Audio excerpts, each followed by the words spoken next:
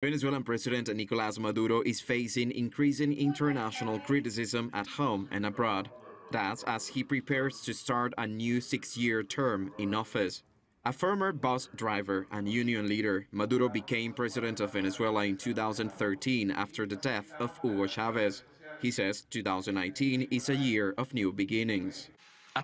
Venezuela needs to be respected, and we will make Venezuela respected. Venezuela is in the midst of an economic collapse, and many say a political and social crisis too. Millions of Venezuelans have fled. The UN says about 10% of the population has left since Maduro first took office. Those who remain are coping with staggering levels of hyperinflation. The IMF predicts prices will rise 10 million% this year, and shortages of medicine and basic goods have become the norm.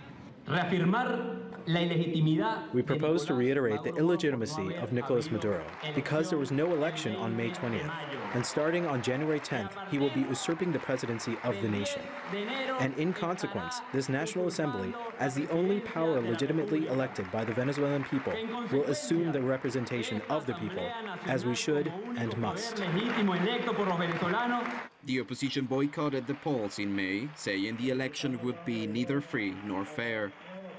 And as a new legislative session opened this weekend, the new head of the opposition-controlled National Assembly called on the military to restore democracy.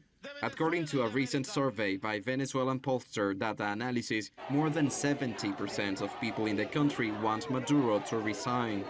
More than a third say they'd welcome military intervention from another country. We support the Venezuelan National Assembly as the constitutionally elected organ and urge Venezuelan President Nicolás Maduro to not assume the presidency, to respect the responsibilities of the Assembly, and to provisionally transfer power until new elections are carried out. The United States, Europe, and a bloc of Latin American countries have issued sanctions against Maduro. They also say they plan to bar some senior Venezuelan officials from entering their countries. But Maduro blames the economic crisis on what he says is a US-led conspiracy to bring him and his socialist government down. He enters a new term under intense scrutiny from the international community and a volatile situation at home. And what Maduro achieves during the next few months in office will be a key indication in whether Venezuela can establish a path to recovery. Juan Carlos Lamas, TRT World, Caracas.